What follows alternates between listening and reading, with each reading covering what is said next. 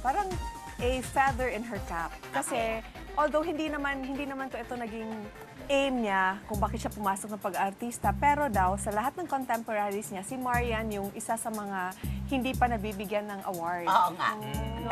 Kasi si Maha, yun naman yung kasabayan niya, diba? Si Maha nagkaroon ng award, si Heart nagkaroon ng award, and then finally daw sa Golden Screen TV Awards of 2013, she was awarded Best Actress in a Drama Series. Anong series? For Amaya, I think. For Amaya.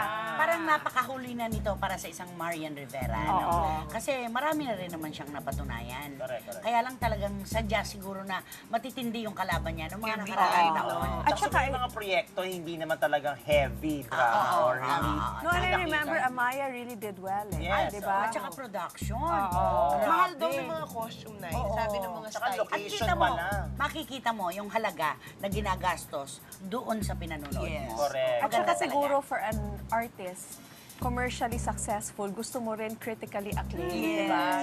May Pag magmamarka nakuha mo yung dapat. dalawang yon, Jackpot First na time. doon. Parang Governor First Vilma time. Santos, di ba? Commercial, kanya lahat yan. Puno, box office sa hit. Pero pagdating naman sa pagbibigay ng parangal, Vilma Santos pa rin. Kaya, ala ka nang hahanapin pag ikaw ay si Ate V. Diba? Wala na. Ano pa? Ano pa? Wala na talaga. Oo, di ba? Pero simula na to for Marian na ito na, nakilala na siya sa arte. Kasi ito yung mga kasabayan niya si Maha, si Ann, si Yes. Heart, Angel, lahat yun nakakuha na Lahat ng nakakuha na ng award. So Oo, finally, congratulations. Congratulations. Congrats, Marian Rivera. Okay. Na blooming ngayon. Naman, no? Sabi nga ni Mr. Fu, si Marian daw may sarili atang ilaw. Feeling ko sa Temptation of Wife. Alam mo, oo, nakikita ko yon. Parang ala Corina Sanchez, Chris Aquino. Hindi sasalang pag walang kinoflo. Correct. Walang diva lights.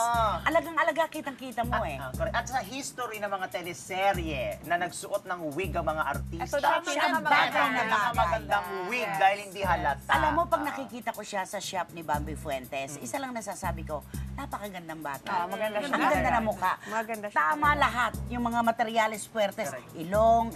Di ba may mga gaganda na maganda mata, maganda ilong, pero pag pinagsama-sama mo, hindi gaganda. Hindi magandang combination. Gaya mo, ikaw napakaganda mo. Para kang birhen. Ay, Sa totoo lang. Oo naman. Di ba? At pinaglihi siya kay Mama Mary. Oh, Di ba? Totoo. Talagang ang ganda-ganda talaga. Ako pag nakikita kita, isa lang ang sinasabi sa sarili ko, ano na lang ako.